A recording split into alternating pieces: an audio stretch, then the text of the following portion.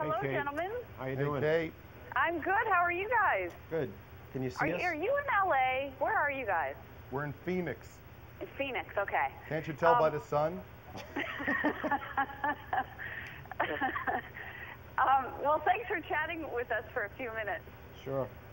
I'm interested. I know you guys have been touring together basically all summer. How did you hook up in the first place? Well, we tried this once before in the early 70s, and it didn't quite work out. The road crews didn't get along, and we didn't even realize it, but it kind of put a split between us. And for years, we kept saying to the guys in Aerosmith, let's do this again. And we found out later that there had been some animosity. But once we put this together, the fan response has been so huge. By the time this is over, we'll have played to over 1 million people. So once we got this going, we all looked at each other and said, let's keep this going. It's too much fun.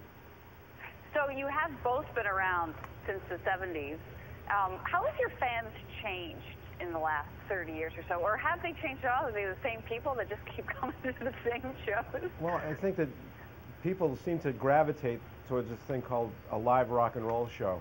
And in spite of the trends that the critics would have you believe are the happening things, we've found that there's something very elemental about a rock and roll show. And loud guitars, loud drums, people love it. And you got two of the best bands in the business playing together. So it just made so much sense to us to go out, and especially in these times when it's tough. It's a tough economy, and we know how hard it is to earn a dollar, and we wanted our fans to get something back for it. So here we come.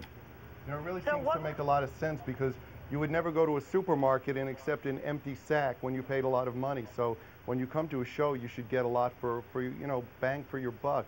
And not to take anything away from newer bands, but you don't learn the craft of being a great live band by having one album that sells 5 million copies.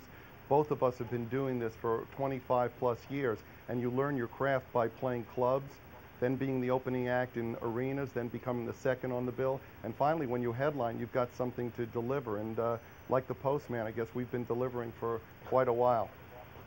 And what can fans of both bands expect to see from the show?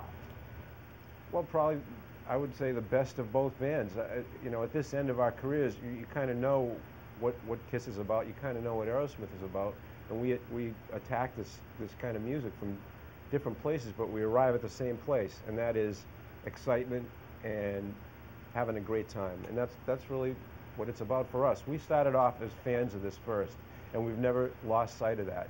We're still imagining ourselves in the front row, and what would I want to see, or what would Paul want to see? And that's how we design the show and look at everything from the very beginning of the experience to the end.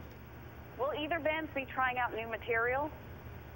Well, we will. We have a blues record coming out after the first of the year, so we are throwing a couple of new songs in there, but I think our fans will recognize it as an Aerosmith kind of sound.